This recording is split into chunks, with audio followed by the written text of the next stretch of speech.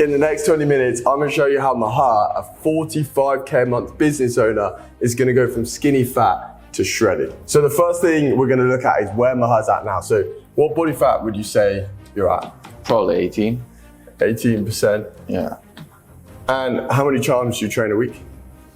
4 to 5. 4 to 5 times a week. And do you know stuff like what your bench press is, for example? No, I gym bro. No. Okay, so not tracking Do you anything. mean dumbbells? Or because I don't do like regular ones? Okay. Yeah. So do you know your dumbbells? Yeah, 30, 32, incline. Okay. The reason why I want to know this is like your core compounds, like your dumbbell bench press or your bench press, your lateral, well, not your lateral pull down, but stuff like rows and things like that, your core compounds, they're a really good indicator to see where you're at strength wise. And strength is a massive indicator, obviously, of how much muscle you have. Dumbbell, incline, 32, did you say? Yeah. 32 kg. Okay. And what would you say, are you tracking your food at the moment? Yeah, I'm trying to. Okay. Not with scale and stuff, but. Okay, so tracking food. And do you know how many calories you roughly eat per day? I'm just doing something new now. Like the last couple of days, I'm having 1 meal a day, and I'm on like 1.5k calories. 1 meal, so intermittent fasting. Yeah. Hope you guys can see this. Am I still in frame when I'm over here? Yeah, they are. Okay, cool. So 1 meal, 1.5k calories, intermittent fasting. And where is it that you want to get to? So if this is where you're at now, where is it that you want to be? It doesn't have to be in terms of specific things, but like how do you want to look? How do you want to feel? Visually, I want to look like when I'm tensed. Yeah. That's how I want to look, like relaxed. Okay. If that makes sense. Okay, so like athletic physique. Yeah, you could say that. And I think that would be like 10, 12% body fat. I don't know, I'm just guessing. And for you, what's the most, as a business owner doing like 45k a month, what are the most important things for you? Oh shit, I don't want to think about it. I want it to be on autopilot. I don't want to think about what to eat, like where to get it from, how to cook it. I just want to know and I will just do it. Okay, so easy process, time, and then what are the most important things for you? Like, for example, one thing for me, I need to make sure that I'm waking up with a lot of energy to go and do the day because I normally have a packed calendar. So what is it for you that you feel like is most important? For me, it's just friction. Like I want as little friction as possible during my day.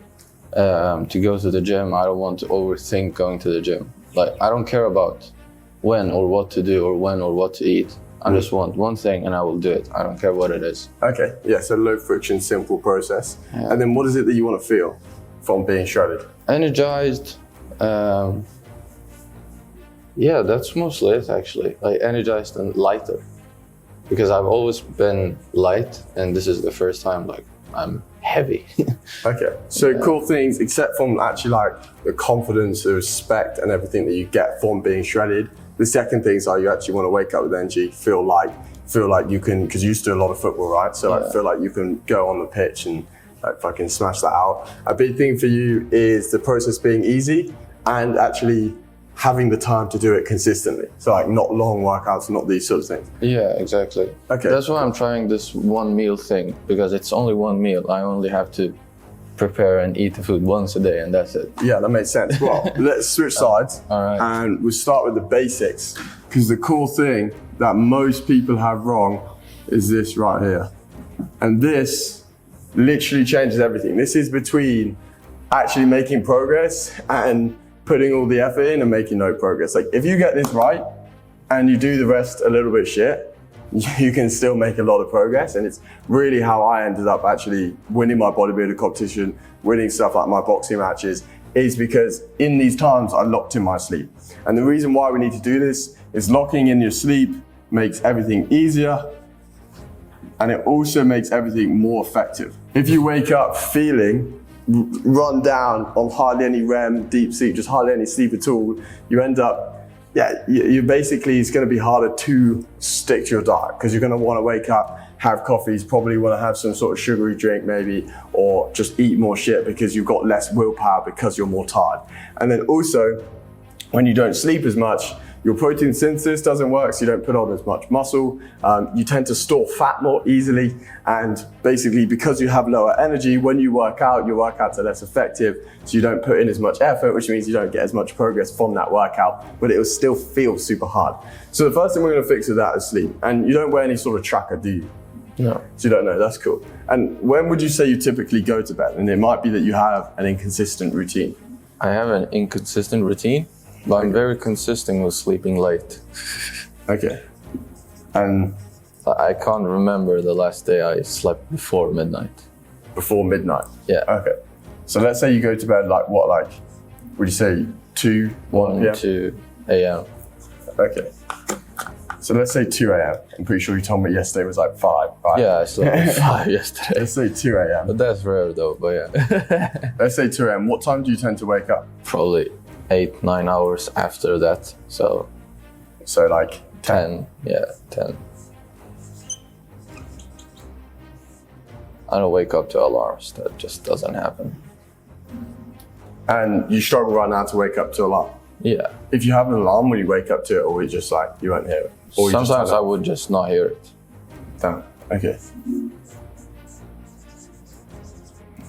Okay, this is a really good sign of, not a good sign, but this is a really strong sign of poor REM and deep sleep. So if you're getting 8 hours of sleep and you tend to, when you have an alarm on, you're really, really against basically turning it off. And this will also link into testosterone, which we'll also go into, which is massively affected by sleep. But if you wake up and you really don't want to get up when the alarm goes off, you either sleep through your alarm, or if you get up, you feel like that feeling, I don't know if you get it, where you just kind of, I don't know, when you are getting up, when you're forcing yourself with the alarm, are you feeling a bit fogged? Are you feeling a bit? Yeah, I just want to stay asleep. Yeah, you want to stay asleep. So this is a really good sign of low REM and deep. And the reason why we need to fix this is because if you have low REM and deep sleep, these things stop your glyphatic system from working, which basically causes these proteins to build up in your brain that cause basically low recovery, bad athletic performance, poor cognitive function, which is not going to help him get to their 50, 60, 70, 80K months. And then it also, basically what it does, it also makes actually just putting in effort harder. Your future pacing gets worse. So looking into the future and thinking, okay, I need to do these tasks to get this, becomes harder and harder. And you basically go more into a survival mode mechanism. And in a survival mode mechanism, you don't want to work on the business. You don't want to work on going to the gym. You don't want to follow a good diet because you're just surviving for that day. So a few ways to build this up is, what do you tend to use technology at night? Like what happens before you go to sleep? Yeah, it's my phone. Okay, using your phone. And I'm on my phone all day. And okay, phone at night. And then what time do you tend to eat as well? Eat? Yeah. Oh, because my routine is inconsistent, so my eating habits are also inconsistent. I don't have a time for it. Would you say you eat like relatively soon before bed, or you give a good amount of time? No, I don't eat before bed. Okay. Like at least a couple of hours before bed. Okay, couple of hours. Yeah, that's all good. Couple of hours is about perfect, guys. So, and then when would you say, I know you have a good bit of coffee, when would you say you drink coffee? Just during the day. And when would you say you finish drinking coffee? I usually just have like 1 cup of coffee. I don't drink a lot of coffee. Okay, 1 cup of coffee. Yeah. On the days that you sleep worse, would you say you normally have a coffee later on in that day? Yeah, yesterday was a good example. I had 2 cups of coffee at like 10 p.m. That's probably why I slept 5. Okay, so you're using your phone at night, coffee, and in terms of stuff like sleep mask, mouth tape, any of those things? Nothing. Okay, no. Mouth and mask. Okay. And when you're using your phone at night, what is it that you're doing? Work. Okay, working.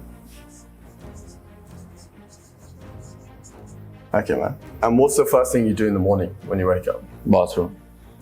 Okay, and then, okay. But I usually have my phone with me. And then what happens after the bathroom? I start working. And then you get to work? Yeah. Okay. So what? Oh no, that's actually not true. I usually go to the gym when I wake up. Okay, you go to the gym, so you wake up. How long would you say it takes you to get out to the gym after you wake up? An hour maybe. Okay. So I'll rub this off. It's awful rubber.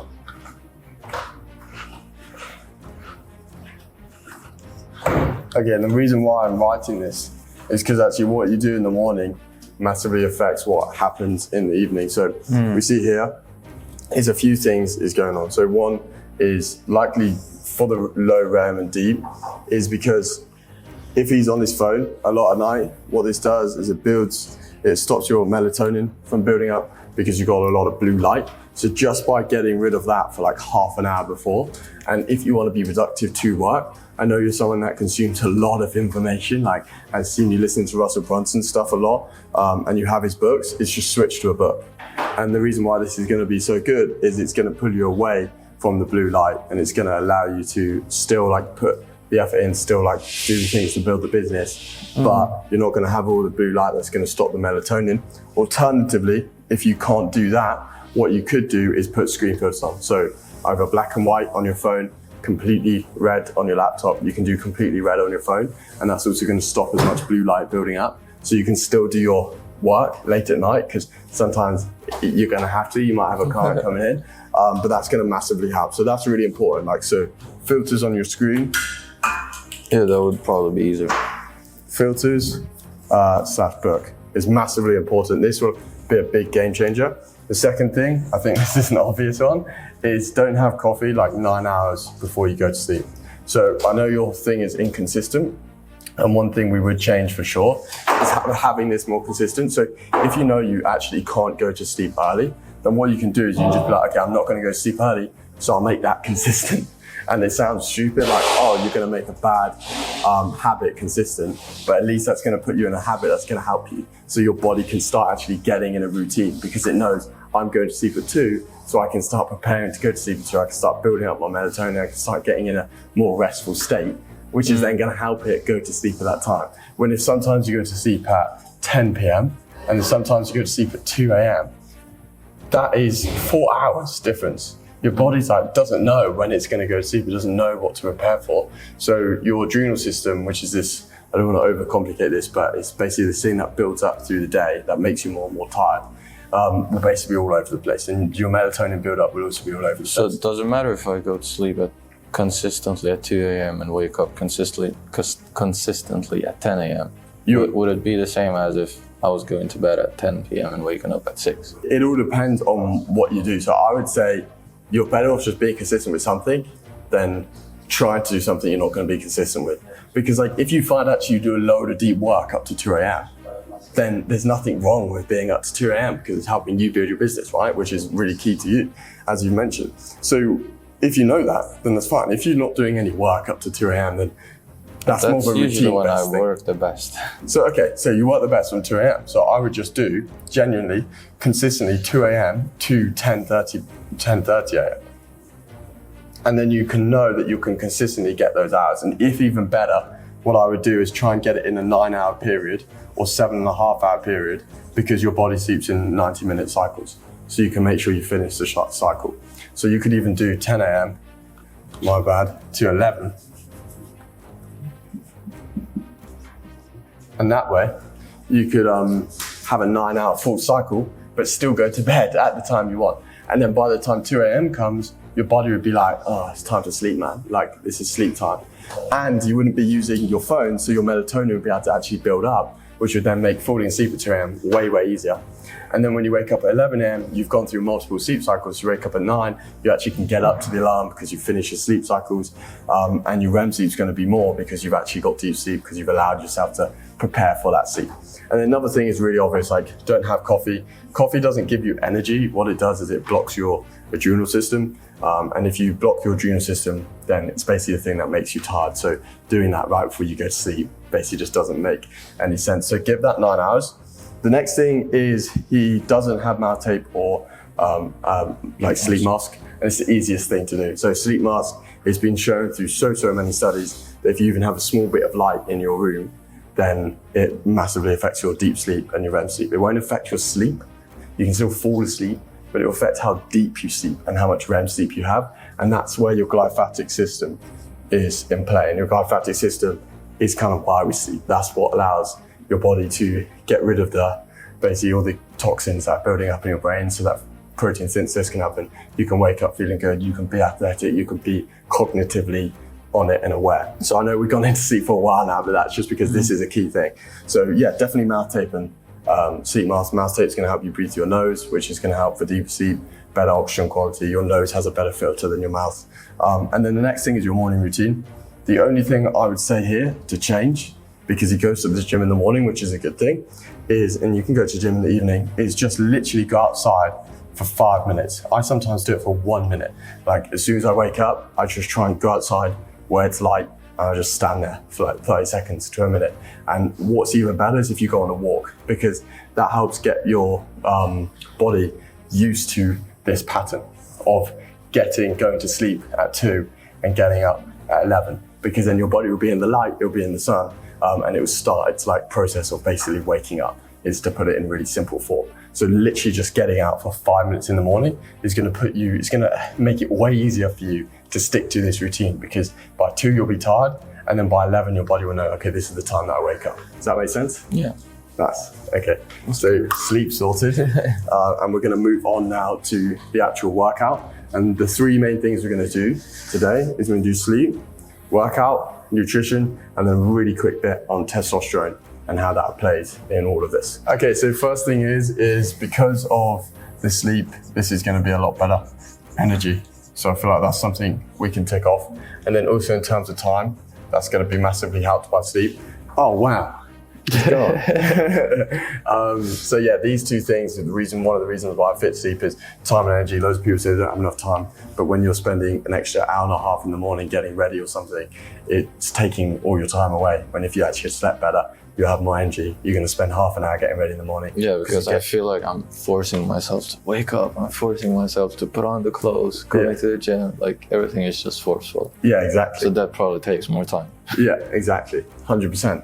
Right, now let's break down your workouts really quickly. So you do 4 to 5 times a week, which is actually a load, man. How long have you been doing that? Last month or 2.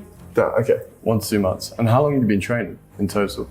Oh shit, I've always been active. I used to play a lot of football, but not a lot of gym. And then I stopped playing football professionally. So that was like 2 years ago. So since then, I've just been inconsistent with the gym, back and forth. Sometimes I'm like really consistent for 2 months, and then I'm inconsistent for 1 month, and then I'm consistent again, and then I'm inconsistent. Okay. So another thing in here is that this process needs to be easy, so you can be more consistent, right? Agree. Okay. And what do you feel like causes you to be inconsistent before we actually go into the workouts? That's a good question. It's probably because of the energy and stuff. So sometimes I just want to sleep. And also business. Yeah. I would easily prioritize my business over a workout. And do you feel like you getting in really good shape would mean that your business would be able to grow further because you'd be able to put more input into it? Yeah, like definitely. If I was more consistent, had more higher energy, it was easier for me and it was less friction, then I would be able to do it, feel more confident, feel more energized to be able to work even better on my business. So yeah, definitely. Yeah. And do you feel like you'd be more, like within the business, do you feel like you might be more aggressive with it? I tend to find a lot of people that I train, once they start to get in better shape, they become more aggressive in the gym, and then they become more aggressive within their business in terms of scaling. Yeah, that's I can see myself do that. do you find sometimes when you're inconsistent with the gym or your diet that it then affects you in your business? Yeah, because my mood is fucked. I have no consistent eating habit, so I would just eat whatever, and I'm feeling slow. So yeah, definitely. Okay, so it sounds like this one's a really big one. like you actually having more energy allows you, and feeling like you can go at it throughout the day is the thing that allows you to scale the business, feel better about yourself, and be in really good shape. Yeah. Okay, so that's pretty cool. We'll keep that in mind. So for 1 to 2 months, you'll be doing 4 to 5 times a week. And what do you tend to do, like roughly? We don't need to go into crazy detail. So like chest, shoulders one day, triceps, back, biceps one day, then shoulders, arms, legs, and then upper body again. Yeah, the 5th day would be upper. Okay, so chest, shoulders, triceps, back and biceps, shoulders, arms, legs, upper. Yeah. Okay, and how consistently do you do 5? Not very consistent, like every other week or so. Sometimes it's 4, sometimes it's 5. Would you say it's more 4 or more 5? I would actually say it's 50-50. 50-50? Yeah. Okay, so 1 week's that, and then 1 week is exactly. This. And the reason why I'm breaking this down, guys, is volume of workouts is super important. Okay, so 1 week is doing chest, shoulders, triceps, back and biceps, shoulders, arms, legs, and upper. And the other week is doing, I'm guessing this is what you do. Yeah. So, chest, that people tend to, Skip the bigger one, like the bigger muscle group, they tend to skip. So I'm guessing you're either skipping legs or upper. No, I usually skip upper. Upper, because it's the bigger group and you feel like you've done it on the other day. So that makes sense. It's good to see you not skipping legs as well. So chest, I shoulders, actually enjoy triceps. hitting legs. Oh, that's good. Yeah. Man, that's a massive. Back and biceps, shoulders and arms and legs. So if you look at this one here, your chest is ×1. Sorry, this rubber's been weird. Your shoulders is ×2. Your back is ×1. Okay, so then you got legs ×1 as well. I usually hit side delts like 3 times a week, just one exercise. Side delts. These are called side delts, I guess. Yeah, so, yeah. just to make sure. Okay, and then you got triceps 1, 2, biceps 2. Okay, so this is actually what he's doing on this day. On this week, he's actually got chest ×2, shoulders ×3, back ×2, legs ×1, triceps, biceps ×3. I'm guessing on the upper day you're doing back, Yeah, arms, basically everything. chest, shoulders. Yeah, it's a big day. Yeah. Yeah. So actually on his first week one, he actually has an okay amount of volume. Like if he was trying to build his calves, for example, he's only got 1 leg day, so he'd have to do calves on multiple days. But for you, I'm pretty sure that's not a big I'm thing. not focusing on my calves. Nah, he doesn't care. Okay, but so on this day, the volume's good. He's got about 2. You want about at least minimum, and this is the really basics way of looking into volume. The only other way you're really going to get your volume correct is if you follow like a really strong structured plan, like I do basically with the people that I coach 1-to-1. Because like let's say you get volume, it doesn't just come down to having doing each muscle group twice per week, but it comes down to the amount you do per muscle group twice per week. But we're going to keep it simple terms for this. And like if you see here, his chest, it hasn't got enough volume. Back doesn't have enough volume. And these are 2 key things to basically looking more shredded and looking bigger. Your back is such a big muscle group, and I mean, so your legs, but you're training legs once a week, and for a lot of people that isn't enough. But your back is such a big muscle group. If you build that, muscle equals more calories burned, basically. So the more muscle you have, the more calories you're naturally going to burn per day. So the more you can eat, let me just do a man eating. Munch. The more you can eat, and then that makes it easier to go from skinny fat to shredded, because 1, you have more muscle to show through, and 2, you can eat more, meaning that the cut isn't as hard. And if you're missing out on really key things like your back, then it's such a big muscle group that you're not building as much muscle on as you could, which is then making it harder to then cut because you haven't got as much muscle, which means then you have less muscle, you're burning less calories per day. And then also the reason why I would say chest is so important, and you're only doing chest once a week. So like for example, you're doing your arms a lot, you're doing your shoulders a lot, but if you're only doing chest once a week, like what you tend to find is when people cut, is their chest looks really flat. It looks really like small, and the reason why I won my bodyweight competition is when I cut, my chest was really like defined and big. My shoulders were popping out, but also all of my chest was symmetrical with my shoulders. Where if you're doing your side delts by 3 and your chest by 1, and you've got these wide shoulders, but your back is small, and then you've got no chest, you're just going to look super unproportional by the time that you cut. And that when you cut, your chest won't be popping out. So like a big way that I would change this to make it easier for you is if you're doing 5 days a week, I would just do push, like you're already doing, pull, and then you could do legs. And then you have 2 options here. If you're doing legs once, you can either do this again, here, and here, or instead of doing push, pull, legs, push, pull, what you could do is push, pull, legs, and then you can do 1 upper day. And then you've only got to train 4 days a week, and you get more progress than you would from this 5-day a week plan. And during this upper day, I would just do this and this. Yeah. But once. So you basically, in your upper day, you'd have 2 back movements, 2 shoulder movements, 2 chest movements, and then 1 arm, 1 bicep movement. And the way you do that is you would focus more on isolations so that you don't get as tired. Because what we also have, guys, and I know I'm breaking this down in an unusual way, is you have this thing called ATP. And this is what allows your muscles to actually work. And the more you do your workout, the lower your ATP gets as you work out. So the less ATP you have in your system, the less you can push, which is why your first exercise, you can get so much more than your last exercise. And which is why when you bulk, you have more calories and carbs, which means you have more ATP.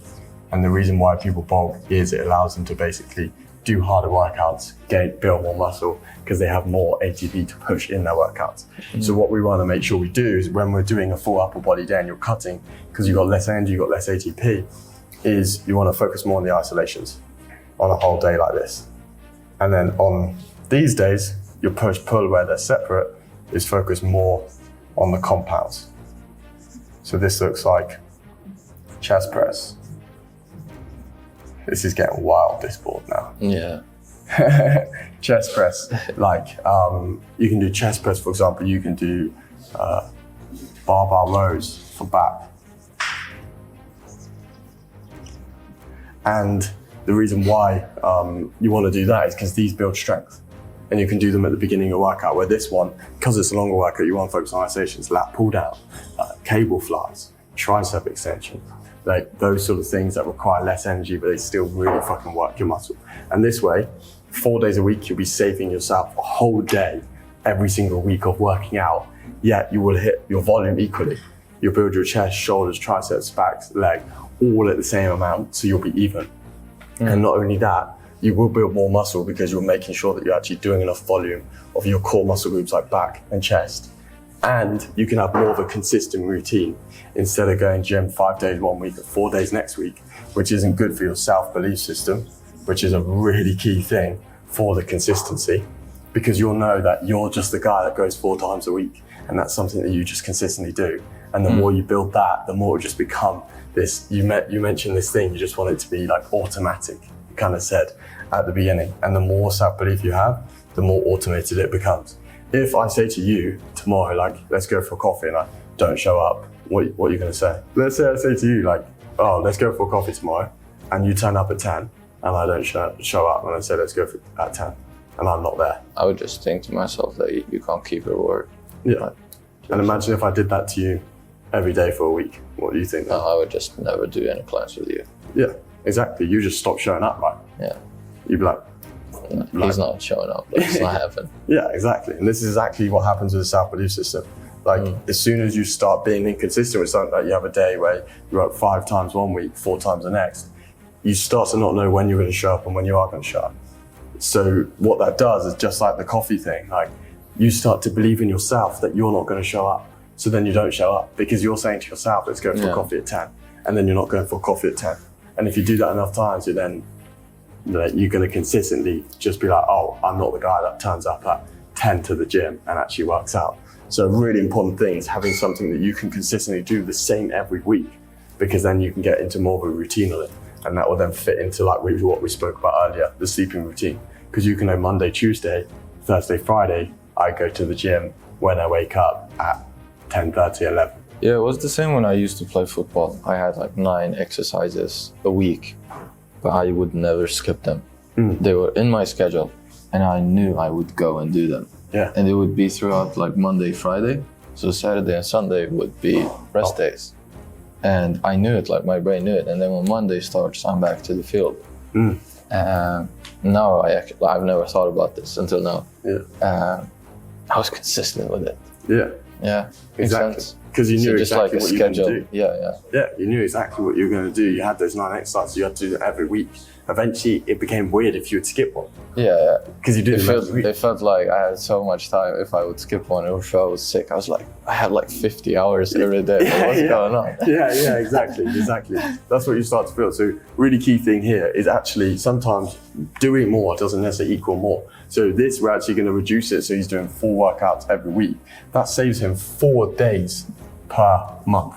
4 whole days of working out per month. And let's say you spend 2 hours in total going back and forth from the gym. That is 8 hours a month that he's saving that he can now put into his business. I would probably even say 3 because, like you drive to the gym, you do it, you go back, you eat, you shower. Let's say we say 3, 4, 8, 12, 16 hours per month. Is that right? 4, 8. No, it's 12. 12? Where'd I get that number from? Yeah, so that's 12 hours, 8 to 12 hours that he's saving per month to put on his business, whilst making more progress, making actually the gym more automated and like basically easier to stay consistent with, and actually having probably better workouts because you're going to know more about what you're doing because you're going to be following a more consistent structure, and it's going to be a similar one to what you did last week. So you're going to step in there with the same structure as you followed last week. So you're going to know, like you said here, what to do, so it makes it an easy process. So just by changing it to this, you're going to have an easier process, you're going to save time, and you're going to have more energy because you're in more of a consistent routine, which is just going to mean that when you go in, you know what to do, so you can have more energy to do it because you can be sleeping better and you're going to be following a routine that you already know. So even if you don't have much energy, you can still consistently follow it just like you did with your football exercises. Yeah, and I wanted to ask you also about my football exercises. I had like 1 workout every single day, 6 a.m. I had to be there. What do you think about doing the same thing here? Like, it's the same time, it's non-negotiable. I can't have meetings there. Like, it's unmovable. I can't move it. Yeah, I'd say Would that actually work? A massive thing is like go over your calendar. Have a look what your calendar looks like per week, because as a business owner, I can imagine you track your calendar, right? Yeah. So like then just slot out, okay, Monday I do this, Tuesday I do this, like Thursday I do this, Saturday I do this. Have that slot there in your calendar. Just there, it's unmovable. Unmovable, and it's a task. So it feels almost like it's this task within your business, like this thing that you want to get ticked off. And you know that if you're pulling that away from your calendar, that's something you shouldn't be doing, so you're not going to be feeling good about that. One big thing is like, as a business owner myself, you don't want to feel like when you're in the gym, you're doing the opposite of making progress. You're like pulling yourself away from progress, because then you're not going to feel good about going to the gym.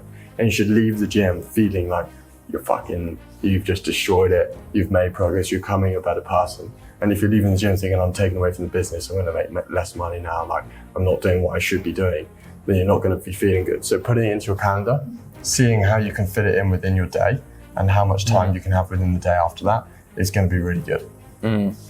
How about rest days? Because something that I notice with myself is if I have a rest day, I'm like, yeah, it's fine if I skip the gym tomorrow.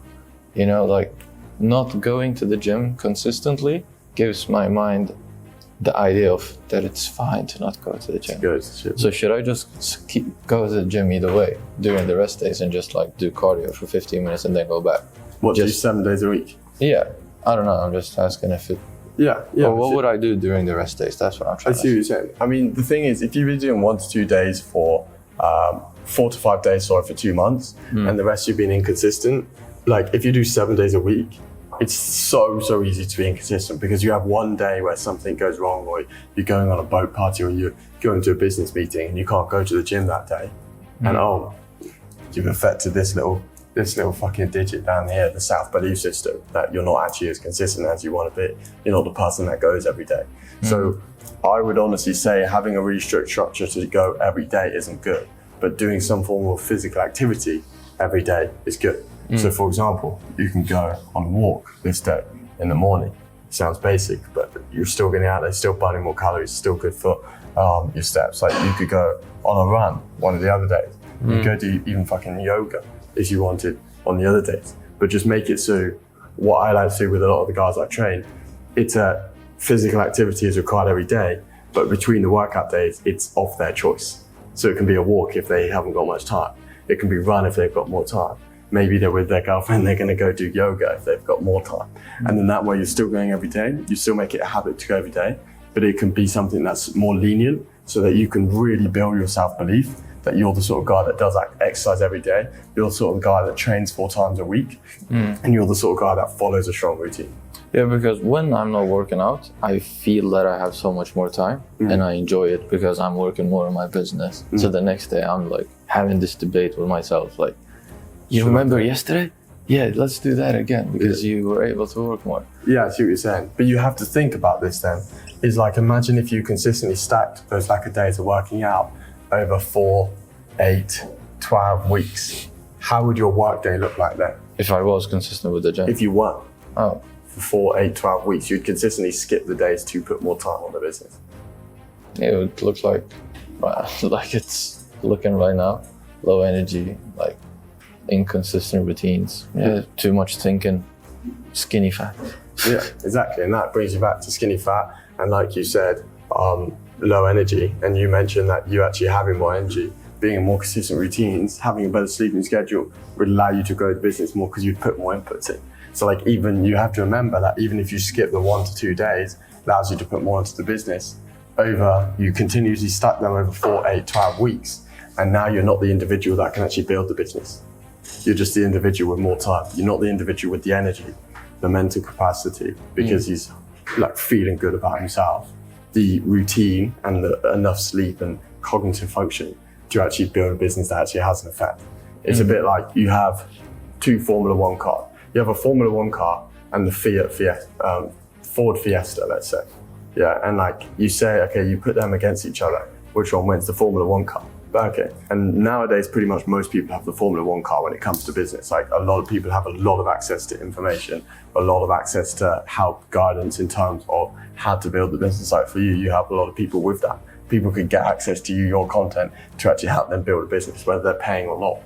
And that then means that we basically all have the Formula One car to building whatever they need to basically be better. It might be the route on how to get a better job. It might be the route on how to start a business. It might be the route on how to be a better athlete. Like, we basically all have the route, but it all comes down to the driver. We have the information. Yeah, and I just thought about this. Like, if I was consistent 12 weeks ago with this, I would have been this now. Yeah, exactly. And then I would just be more energized by now. And then, like, where do you feel like the business would be if you had more energy? You were like more attacking. If I had a routine and I had more energy, like, this could easily double. Yeah, 100K. That's a massive increase. So you're earning more money, you're shredded, you're feeling amazing, and you can put more into your life and you're getting more back because you're enjoying it more. Yeah, plus I would have 6-pack. Yeah, that's it. Exactly. And going back to the Formula One thing, it's like we all have the car, we all have the vehicle to building, getting a good job, building a business, this and that, because we all have the information online. But now it comes down to the person in the car, because you can put Lewis Hamilton in a Ford Fiesta and he's going to beat the granny in the Formula One car, because the granny's probably going to crash, or she's going to go round really slowly, where Lewis Hamilton is going to absolutely dash the Ford Fiesta. And imagine actually having all the information to get a better job, build the business, live a better life, which you have online, but also actually putting the effort in to focus on yourself, focus on your body, focus on your energy. It's going to mean that you're Lewis Hamilton in a Formula One car, which makes it easier to get to 100K months, to build a big business. Yeah, it makes it easier to build, to get to 100K a month, build a big business, have the life that you want. Like, you speak to me, like traveling, like being more present with yourself, being more present with the people around you. Because not only are you earning more money, but you're also feeling better about yourself. So that's a really key thing, is like, you don't just want to have the car, which is the business, the vehicle on how to get there, but you also want to make sure that you as the founder, you as the individual within your life are optimizing yourself so you can drive that car in the best way possible. Like, I want to go like do my tie or something. Okay, so this is good. So what we're going to move on to next, because this alone will help him cut, because the more progress he makes in terms of gym, the more muscle he'll have, and this will do 2 things. It'll help the increased muscle will help him use more calories per day, and then the increased muscle will also mean that he doesn't have to lose as much fat to get to the more shredded state because they'll have more muscle to pop through. And yeah, we're going to go and see. Does this all make all sense before we? Yeah, can we just take a moment and look at this? It looks like Einstein has been here. SSBL. It's actually crazy. This is for the gym, bro. It's like, wow. This is for the gym. Yeah, we're going to move on to nutrition, and I'll also just speak about how that quickly affects testosterone, and we'll finish up there. And if you get those things, you get the sleep down, you get the workouts down, you get the self-belief down, and you get the nutrition down, you'll be shredded in the next 30 days. Can I just say something real quick? Yeah. Seriously, guys, this is me giving you a call to action. He probably will have a link down here or something about booking a call with him. So this is how a call would look like for you guys. Seriously, like. Yeah, that's basically how it actually works. Like, if you actually do want a one-to-one with me, I do this for free. Like, I'm not going to spend an hour with you, but for half an hour, I will literally go into everything about what you're doing now, exactly what you need to do. And the reason why I call it a roadmap session is because we roadmap out exactly what you need to do to get from A to motherfucking B. Or from, B to A, because you become an A player. So yeah, the next thing we're gonna go in again is nutrition. And this is like a really key thing. So at the moment, I actually really like what you're doing. So you're doing intermittent fasting every day. How long have you been doing that? Oh, just this week. So like 3 days. How do you feel? Amazing, actually. Yeah. Because I can have 1.5k calories and I feel so full because I haven't like been eating for the full day. Yeah. And I still feel energized. I spend less time eating and thinking about food. I only need to plan one meal. I don't know, it's a cheat code, isn't it? Yeah. So intermittent fasting, I actually filmed a video about that. I can link that as actually the next video of this thing. Like, I recommend you go and watch that massively. I did my day in the life of intermittent fasting. And the reason why I'm such a fan of intermittent fasting is for a few reasons. One is like basically you get dead cells that build up in your body, and your body can't get rid of those dead cells when you're eating all the time. And dead cells infect other healthy cells. And to be a healthy individual in the long run, not just like now, is intermittent fasting. So like you intermittent fast, and then basically in the long run, you're getting rid of these unhealthy cells consistently, which basically means that you have more healthy cells. So a huge fan of intermittent fasting for that. Another thing is like food cravings for intermittent fasting when you're cutting is you might get them in the morning, but then they just stop during the day because your body will go into a position where it's just more like in survival mode, where it's like just going through the day basically, and it will almost forget about, I don't know if you've had that feeling, but it's almost like you don't even feel hungry. Yeah, exactly, because we can actually stay hungry. I felt like I can just be without food for as long as I wanted. Yeah. As long as I knew what I would eat and I had it planned out, or else I noticed, for example, yesterday I was like, we're going out, what am I gonna eat? So I was thinking too much about the food, so I was just being hungrier. Instead of just knowing I will have the steak and 2 eggs or whatever. So just having the food planned out, it makes me just not think about it, and then I know I'll just have food at 8. That's it. This is literally key, and we'll go into this. This is so important, like generally so important, because it means if you get this right, you can generally have 1 meal or 2 meals a day where you eat whatever you want, basically. You can choose to eat whatever you want. Like literally you basically can. With intermittent fasting, obviously there's still some like boundaries to it, but you can basically eat what you want, but only if you plan. Because if you don't plan, you can go into a state where you like really massively overeat because you've been thinking about what meal you're gonna have at the end of the day. And when it comes to eating a meal, you have no plan of what you're gonna eat. So you often end up eating shit because you're so carb hungry because you haven't got many carbs in your body. You just want energy. It's so easy to then go and eat donuts, go and order a pizza, go and order something super unhealthy. Where if you plan at the end of the day, you can kind of choose what you want, and then you can build the moderation to it. So you can still buy the donut, but you know because you're planning that you also want a chicken burrito. So like you're having a mix of unhealthy and healthy foods if you plan. And you can do it in a way where you can eat really healthy at the end of the day with your 1 to 2 meals of intermittent fasting. You can eat like relatively healthy, or you can eat like an unhealthy bit of food and a healthy bit of food. I'm just thinking about the protein while cutting. I don't know, like, you know, the more muscle thing you mentioned. Shouldn't we still have like, I don't know, enough protein every single day, or how would you go about it? So because I could have a pizza on 1k calories and that would be my meal for that day.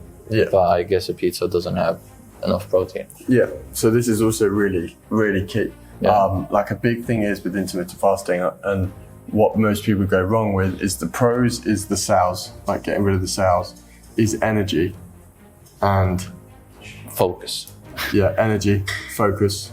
Yeah. It's a massive one. It's actually been shown to help that with that a lot. And then another thing is how easy it is, because basically you don't have to think. You wake up, you have a coffee after 90 minutes of waking up. Massive tip if you're intermittent fasting, you'll tend to drink more coffee, which is actually can be really beneficial, is wait 90 minutes after you wake up to have the coffee, because your adrenal system isn't kicked in the first 90 minutes, meaning the coffee doesn't really have much effect, and you get more of a crash.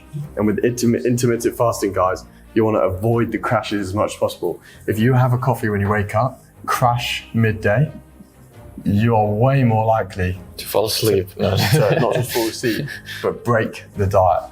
And if you break the intermittent fast, guess what? Back to the self-belief system. You are breaking your self-belief system and saying you're not someone that can consistently do an intermittent fast. So like one big thing is I always think about this is like everyone tries to be more disciplined. They try to work harder. Like how can I like put myself in a more comfortable situation? I think that's very important for guys. But with stuff that you've got to consistently do over years and years, or consistently do over months and months, it doesn't make sense to do that. Yeah, you can go and do the half marathon, push your body, see how much you're capable of. But stuff like this, where you want it to be consistent, make it as easy as fucking possible for yourself.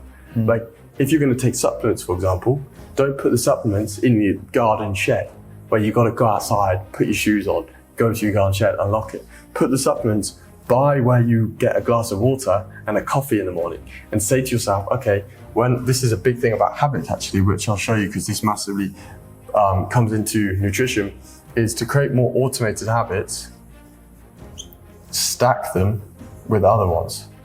So if you consistently have a coffee in the morning at 10 o'clock, or let's say you get up at around 11:30, it was 11, right? Yeah. If you consistently have a coffee 90 minutes after that, which is 12:30, then have your supplements at 12:30 as well. Just have them with the coffee. When you have the coffee at that time, have your supplements. Or if you tend to go I to actually don't take any supplements. Nothing at all. Okay, we can go really quickly into supplements as well.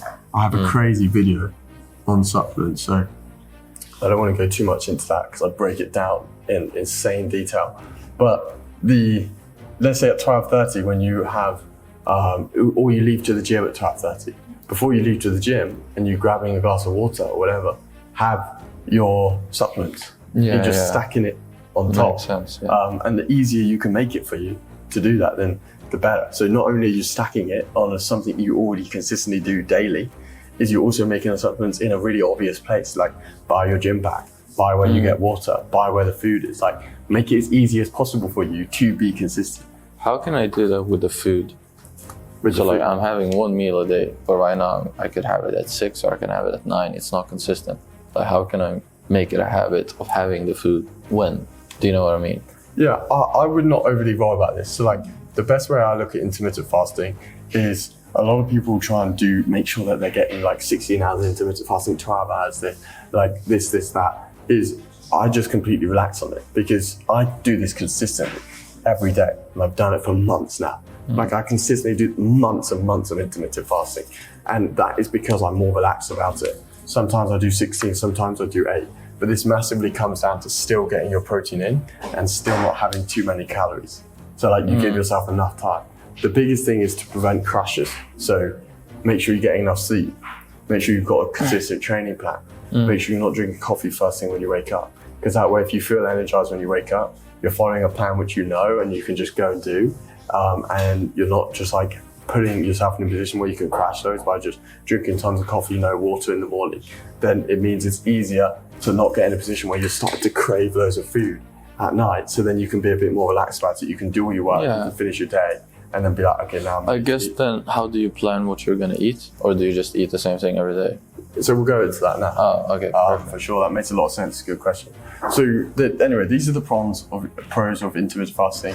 Good for your cells, energy, focus. It's also extremely good for your digestive system and your growth hormones. I'm pretty sure us humans are only supposed to eat once a day. Yeah, well, it's not just that. It's like we wouldn't Even make it simplify. Look at caveman times.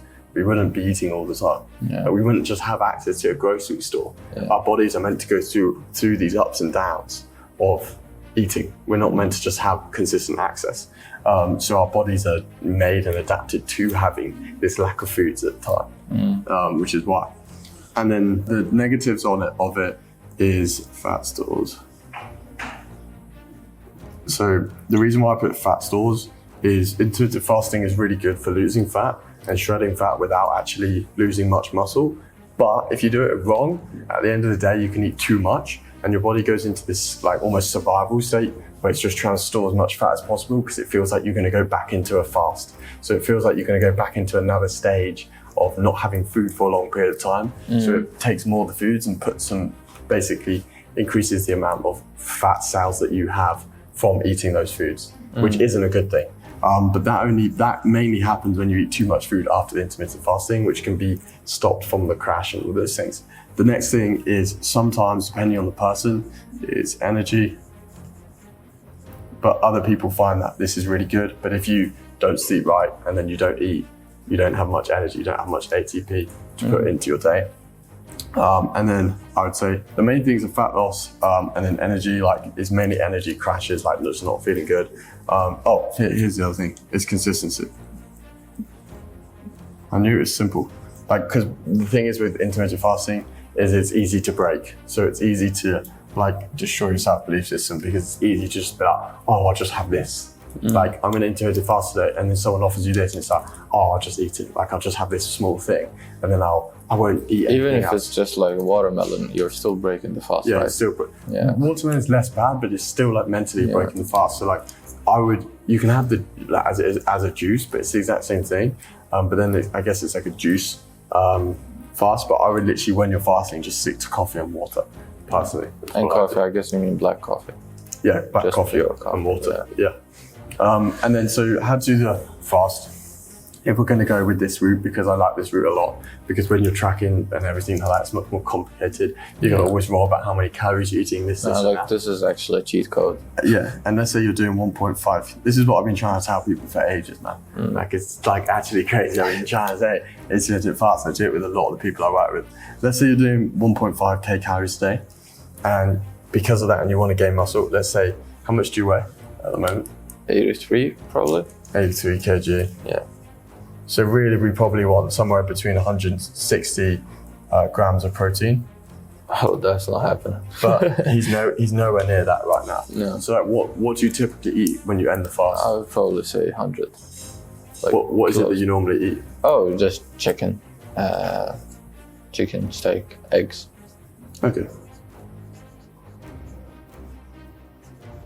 Today the plan is to have like 250 grams of chicken, 250 grams of steak, and then like 2 eggs.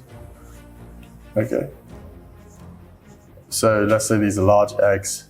That's 6 grams, so that's 12 grams of protein in the eggs. That's probably about 40 grams of protein in the steak, and 250 grams of chicken. Is it breast or thigh? It's a chicken, so it's half a chicken. Oh, damn, so like the skin and everything. Yeah, but I will remove the skin. Okay, and how much protein is in that, do you know? I would probably say 50. 50. Have you seen? Maybe 60. Yeah, I'd say it's probably more than that. Yeah, it's probably 60. Okay, so he's getting about 112 in. Yeah, that sounds about right. 112 in a day. So, and then 1.5 calories. So this is okay, but if he wants to build more I actually don't know if this is 1.5, just to be honest. I haven't calculated it. 250 steak, eggs, chicken. Yeah, I mean, if you're eating really lean less. chicken, I think it's less than 1.5. But I can also imagine that you're not just eating like this every day. From what we've spoken about earlier, it sounds like you're about 1.5. Because on average over the week, like you have some pizza yesterday, you have some chips every now and then, like some carbs. This is super carbless. I can't imagine you're having that. You're not doing keto and fasting. Most of the time, no, I don't think I am. No, keto is like when you're not eating any carbs, really. No. I'd say if you're eating carbs, like let's say you have chips with this, or you have some bread or something in the day, it's easy going to bump it up to 1.5k minimum. And what I would do with this is because he's not going to hit the 160, because he's on 1.5k and he doesn't want to overthink about food, is I'd go in the middle. So I'd go around about 130, still going to increase his protein a little bit to help with the protein synthesis, but not overly do it. And all he can do to get that is he can just, for example, increase the chicken by an extra 50 to 100 grams. He could add something like an extra egg, like 2 eggs in there. He could have an extra up to like 300 grams of steak. Just do really easy things. Don't change anything about what you eat. Just increase like the things that have high protein in a little bit to have more protein, and then decrease the carbs a little bit. Does that make sense? Yeah, I think it makes sense. I would just be careful about not crossing this line. Yeah. I guess, yeah. Yeah, you're not crossing that line. But I mean, in my opinion, and from what I've seen when I work with people, it's more important that you hit high protein than it is that you go below your calories. Because let's say we just keep shredding you and you don't build muscle, you're going to lose and lose fat, but you're going to lose and lose muscle. So you're just going to stay skinny fat, even though you're losing weight. So the main thing is that you're building muscle whilst you're losing weight, so that not only are you losing the fat, but you're gaining the muscle, so it comes through. If you're losing both at the same time, they're both just catching up for each other. It's just the same more and thing. more skinny fat. If anything, this gets worse and worse and worse. And I see this with a lot of people. The next thing is planning the meal at the end of the day. So I would say you can generally eat anything, but let's say you go to a restaurant, is just look at the menu before you go. Like, you might not always, if you're going on a date or something, you can chill out a bit and just not do it. But in general, if you're someone that eats out at a restaurant a lot of time, just literally look at menu. Yeah. Decide what you're gonna have.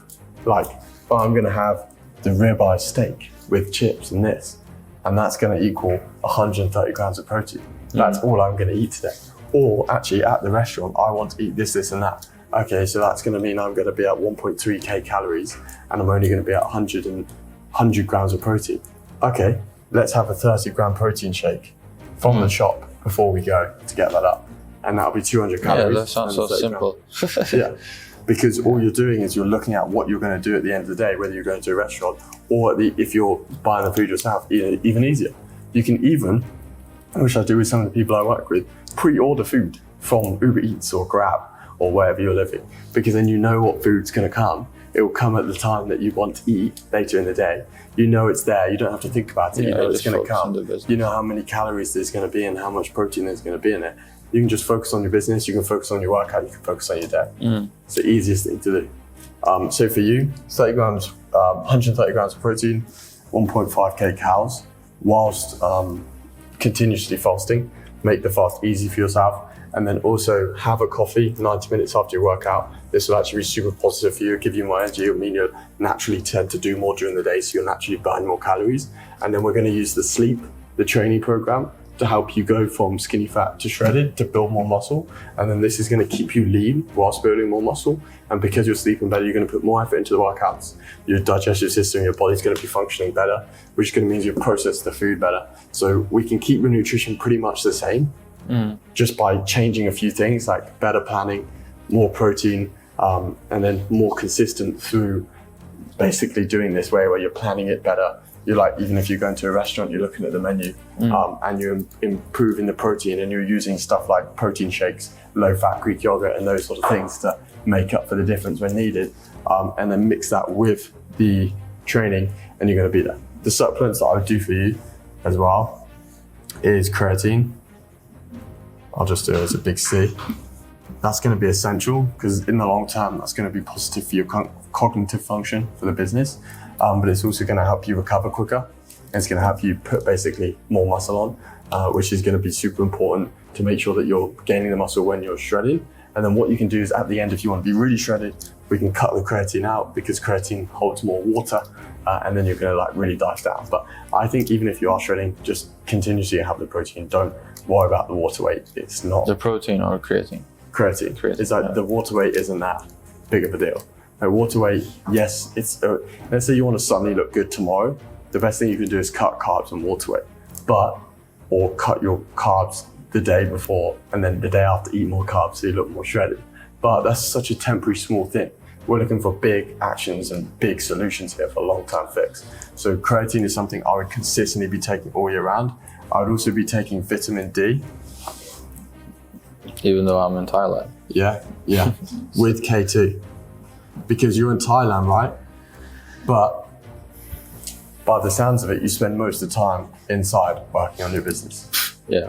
Research, right? Yeah, that's. So even if you're in Thailand, your vitamin D is going to be lower, which then affects your testosterone. So like lower vitamin D levels is not good for your testosterone. K2 is super positive for your testosterone. I don't know what K2 is. It's just a supplement, so you can buy vitamin D with K2. Alright. And then I would get, if you're in Thailand, I'd get a medium strength. And when you go back to Sweden, because That's my right. man lives in Sweden, so he's from, is get a high strength one because you'll get even less daylight, because at least when you're walking around here, when you're not working on the business, you've got sun. And then these are the two main ones I'd focus on, to be honest, like if we're going to keep the supplements as simple as possible. Yeah, I would prefer that. Yeah, break it down to the absolute basics, because the thing is, supplements are going to help you move forward quicker, but they're not going to be the be all end all. But there's something like creatine is going to massively help you just put more effort into the gym, recover quicker, feel better, and it only takes 5 seconds. And what I would do is make sure to get unflared creatine monohydrate. Yeah, and what you can also do is with the supplements, you can habit stack. So a massive thing for you in the morning, the best thing to do in the morning for everyone, especially when you're intermittent fasting, because your body doesn't have it's not got anything else going into it, is drink water. Like when you wake up, your body's normally dehydrated, and that affects your digestive system, your cognitive function, your performance. It basically, without fluid going through your body can't function the same. Like your body is mainly made up of water. So a really good thing to do, which is literally what I do, especially when I'm home, is I do creatine in the morning with water, because this means that I make sure that I'm always taking my creatine, because you put the creatine in the water, and I'm also drinking water in the morning. You just have the unflavored one, right? Yeah, unflavored creatine monohydrate with water, and then also the water that has the creatine in it, I use to take my other supplements like my vitamin D2, K2. I also take turmeric and a mix of other supplements that I'm not going to go into.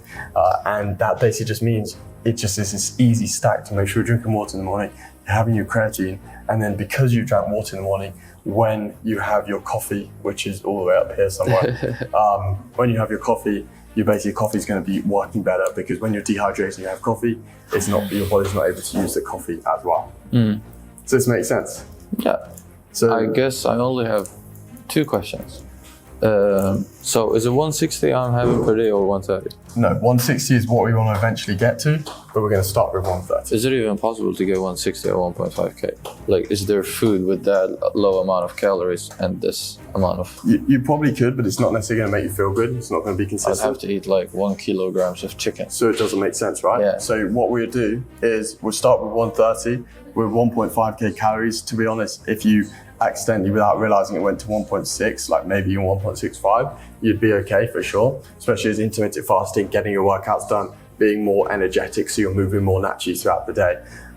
And then what we'll do is, as you build more muscle, because you're having more protein, you're working out way better, you're hitting proper volume on all your different muscle groups, you're sleeping way better, so your protein synthesis is happening, you're producing more ATP because your diet's better, your sleep is better, so you're actually having better workouts, which is then meaning you're using more energy per day in the workout. And because you're gaining more muscle, you're naturally burning more calories per day as well. This will increase naturally, your actual daily calorie expenditure will increase. And let's say it gets to 1.8k and you're still shredding at 1.8k, you can then easily start to hit the 160 grams of protein because you got more calories. And how long do I do this to go from this to this? If you do all of this in the first 30 days, you'll see a ton of progress.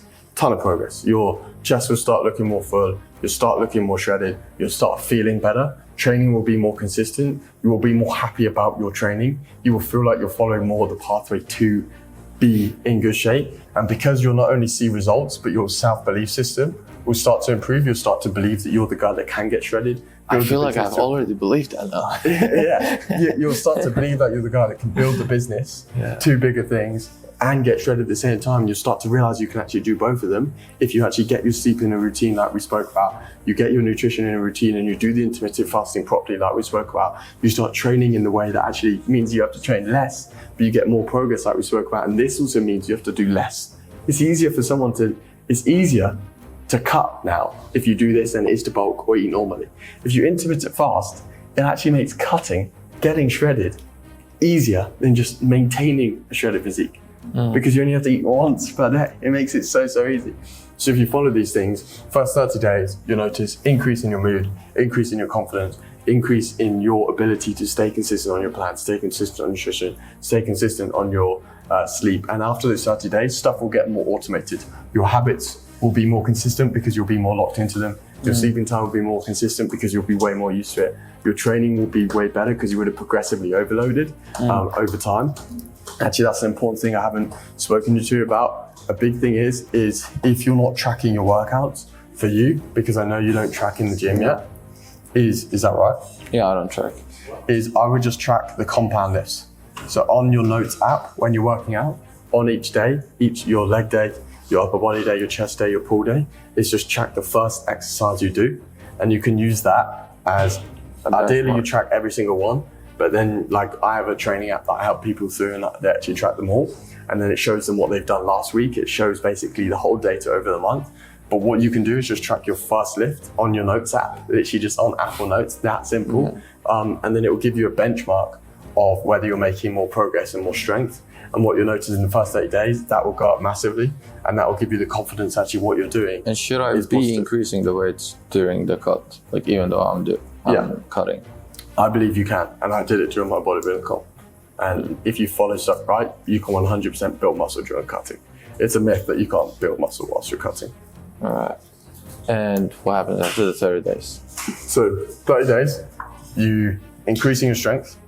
You're starting to get more shredded because you're leaning down. Yes. You have more protein in your diet, so you're building more muscle. So not only are you stronger, but you're starting to look better. Your sleep is better, so you're feeling more energetic. You have more energy. You've reduced the amount of time you're training in the gym. The process feels easier because you're more in a consistent routine, and you're starting to get down to the like 16% body fat, maybe even 14. So you're starting to look more like this athletic individual. And then in 90 days, this will be completely dialed in. You'll be 10 to 12% body fat, 100% if you follow this. And you actually change the calories as you go. Not only will you be 10 to 12% body fat, but your calories will also be increased. So it'll be even easier to stay at that 10 to 12% body fat. The process will feel easier and easier because it'll be more and more of a routine. For example, taking your supplements, drinking your coffee at a certain time, stacking your habits will just be something that be part of your day. A lot of people ask me, like, Ned, how do you do this, this and that all the time? How are you so consistent with this? I don't even realize I'm doing 90% of the stuff now because I just naturally do it. It's just like part of me, it's part of my life. And then you'll find that you have more time because when you go to the gym, you'll be more efficient because you know what you're doing. You'll go in, you do your workout, you leave, you make progress, you track your one compound. And then not only that, when you wake up, you'll have more energy. So you'll actually shorten your morning routine, for example, from an hour of doing random stuff, taking a while in the shower because you're tired, to just going in 15 minutes, half an hour in the gym. Military style. Yeah, military style. You'll be feeling more energetic and you'll be feeling more light. And this is going to put a massive impact on your business. So I actually think not only will in the 90 days, you will be shredded, feel more confident in yourself, feel more like you're the guy that can be in amazing shape. You'll also build the business massively because the people that you're working with and you're talking to will see this new confidence in you. They'll see that you're actually now this guy that wants to come and attack it, and will see that you're putting effort in yourself. And I always think that when someone visually looks better, they have more self-respect for themselves, and then other people give them that self-respect as well. Definitely. So, Maher, how does this sound? Sounds good to me. And I generally feel that it's easy to implement. So the only thing I need to do is like go on my calendar, pick out 4 days that I will go to the gym on. And that's basically it. I will put like a reminder to go to bed. I don't know, that's it. Yeah. So just to like note the core things, so get this last little space, is 4 times a week, working out, 1.5k calories a day for 130 grams of protein, and then intermittent fasting, sleep at 2 a.m. to it's the most tapped sleep schedule ever. Best 11 a.m. schedule ever. And then track compound, and then just take creatine and Vit D with K2. Do all of this. Use habit stacking, use your calendar, use reminders on your phone, use people around you to keep you consistent. And actually do this consistently, you build your self-belief. You'll start to look 10 times more shredded. And because you'll start to look 10 times more shredded, you're in more of a consistent routine of following this. you'll have better self-belief, which will then increase your consistency. And because you have more energy, being consistent is easier. Sounds amazing. If you enjoyed this video, then, well, go check out another one. Peace. Ciao.